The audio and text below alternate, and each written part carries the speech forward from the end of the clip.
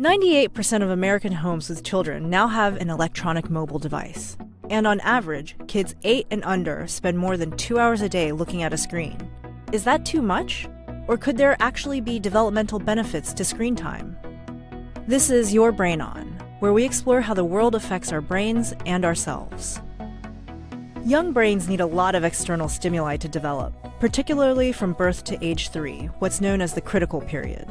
It's during this time that children's neurons are making connections for fundamental skills such as vision, hearing, and language. But these needs are based on centuries of human evolution, which used to have nothing to do with screens.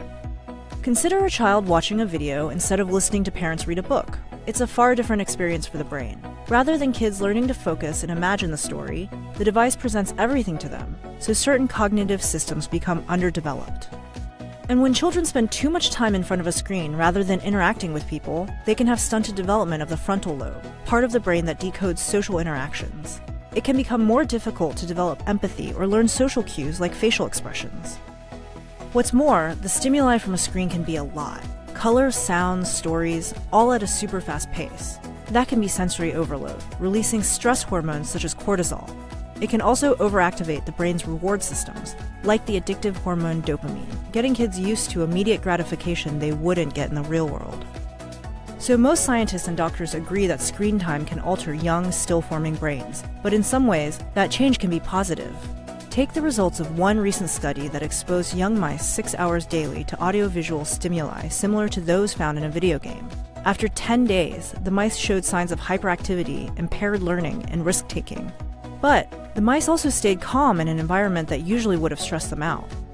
Some scientists now argue screen time can help prepare a child's brain for our increasingly fast-paced, high-stimulus world. So, screen time isn't always bad, and it isn't all created equal either. An educational letter-matching game isn't the same as a violent movie. As with many things, the key is moderation. Limiting daily screen time and making sure the child can function in all of modern life, not only with screens, but in the real world too.